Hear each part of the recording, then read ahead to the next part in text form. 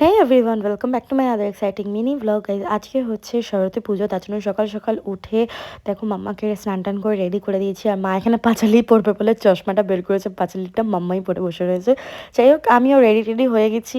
আর যেহেতু ঘরে পা পুজো হচ্ছে না, মা জাস্ট ঘট বসিয়ে সরস্বতী মাকে বসিয়ে একটুখানি ভোগ দিয়েছে। তো আমরা যাচ্ছি এখন পিয়াদি ঘরে। আর তার আগে আমি একটু মালাই মুখ থেকে মিষ্টি নিয়ে নিয়েছি ঠাকুরের জন্য।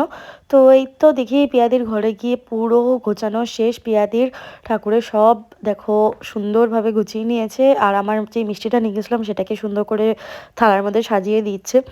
আর এই তো বলতে বলতেই চলে এসছে ঠাকুর মশাই। আর এখন চলছে পুজো। আর মাম্মাকে নিয়ে ভেবেছিলাম আমি একটু মিশনে যাব, যেহেতু আগেরবার মাম্মা মিশন থেকে হাতে করে নিয়েছে, কিন্তু হয়নি টাইমে, তার জন্য আমি যেতে পারিনি। আর এই তো এখন মাম্মা জুকার দিতে বলেছে বলে জুকার দিচ্ছিল, আর এই যে বিশালদা কাশি বাজাচ্ছিল। তো যাই হোক, সুন্দর করে আমরা পুজো টুজো শেষ করি। তারপরে এই যে আমরা অঞ্জলি নিতে বসে, আর মাম্মাও অঞ্জলি নিচ্ছিল। আর তার মধ্যে মাম্মা মিষ্টিকে একটু আদর উদর করে দিচ্ছিল। তো যাই হোক, সুন্দর করে আমরা এখন অঞ্জলি টঞ্জলি নিয়ে তারপর প্রসাদ টসাদ খাই। তারপরে আমি ঘরে চলে যাই। এইটুকু ছিল ব্লগটা। ভালো লাগলে প্লিজ লাইক কমেন্ট শেয়ার। তো বাই বাই।